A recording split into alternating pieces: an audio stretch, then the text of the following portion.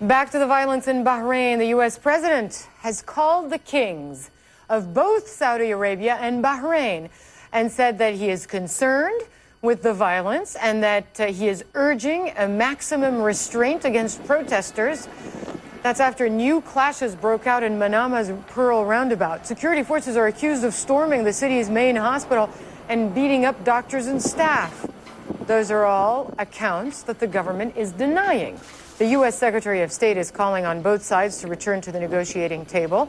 Right now, a curfew is underway in parts of Manama until 4 a.m. local time. The Bahraini government told our Mohammed Jamjoom to leave. He's now back at CNN Abu Dhabi. So you were told to leave the country. Why? Hala, we don't know. I was contacted by the Ministry of Information. They said they would be sending a message to us. Somebody would be coming to the hotel.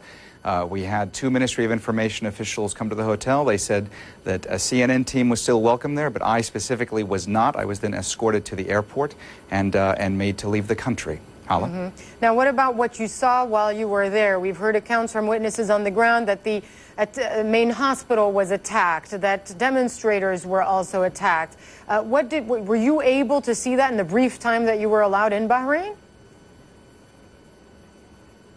Starting this morning around 7 a.m. local time, we were awakened virtually by the sound of gunfire. We looked outside from our vantage point at the hotel. We were also getting calls from activists who were getting calls from people on the scene.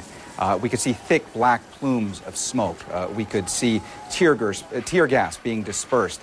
We could see anti-riot police going into the streets, firing tear gas at people at residential neighborhoods, trying to disperse crowds. It was a very violent scene. We then started calling hospitals to try to find out about injured. We were informed by doctors inside Salamania Hospital. They said that security forces were surrounding the hospital. They were preventing the injured from getting into the hospital. They were preventing the doctors from getting out of the hospital. The doctors inside that hospital were very, very concerned that possibly a massacre was taking place, concerned that they could not treat any wounded Bahrainis that needed treatment urgently. Now, the government since denied that. They put out statements saying that that was patently false. That was not the case. The government's line was that there was a hostage standoff going on inside that hospital and security forces were there to try to take care of that. A lot of contradictory information from the activists on the ground and the protesters and the government. The government's been denying everything the protesters saying. The government also been calling the protesters saboteurs throughout the day. Hala? What about these foreign troops in Bahrain, the Saudis, the Emiratis? Are they deployed or not?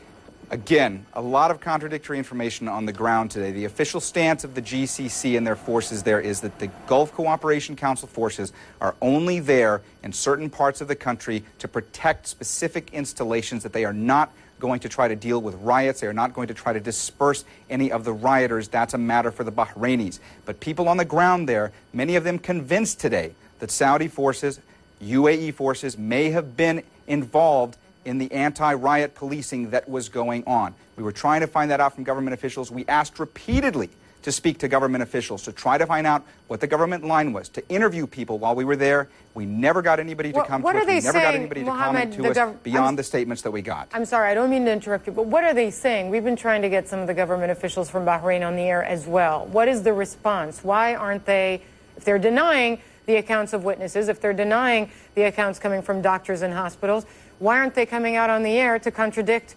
the stories coming out of Bahrain? Unfortunately, we simply don't know right now. In fact, when we had Ministry of Information officials come to the hotel to tell me that I was barred from reporting there anymore and that I would be escorted to the airport, we asked again, why weren't officials speaking to us? Throughout the day, we reached out to different ministries to try to get different officials. We kept being told that somebody would come to us, that they would have a statement, somebody would be interviewed on camera. It simply never happened. Hala? Okay, well, we're still waiting, and we're calling on officials from the Bahraini government to hopefully make themselves available, as we've repeatedly requested opportunities for interview. Thanks, Mohammed Jamjoom. He is